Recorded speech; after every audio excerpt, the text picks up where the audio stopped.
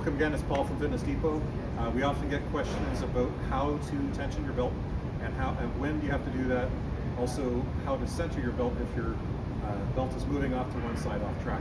So a couple things to kind of note is when it starts to slip is when you're on the treadmill.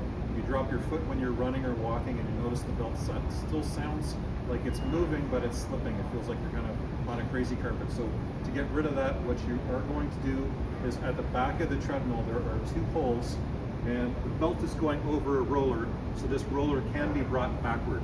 And you'll notice that these two holes allow you, if you have the Allen keys that came with it, you'll be able to put one in and you want to turn it to the right, so clockwise on each side. That way the roller is moving away from the front of the treadmill and it will tighten it. So a half turn is a lot, so do a half turn, get back on it, try it again. Another way to tell if it's time to do it is if you go to the middle of the belt and try to stack 3 fingers under that, you'll usually find 2.5 is a good tension.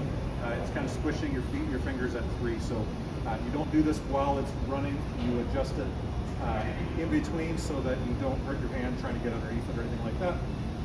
And as far as if you move the treadmill and you notice that the belt now seems to be going to one side, so you'll see more of the black surface underneath it to one side, you would go to the side that it's moving closer towards. So for instance, this one, it's a little bit off to the right. You would turn this to the right, quarter turn, and then turn on the treadmill, let it run for a few minutes at about 3 miles an hour. If you notice that the belt continues to move to that side, another quarter turn is about all that you want to do. So you want to give it a couple minutes in between adjustments so you don't overcorrect going the other way. Thanks again at Fitness Depot. We're here to help. Come in, check us out at 499 Industrial Avenue. Thank you.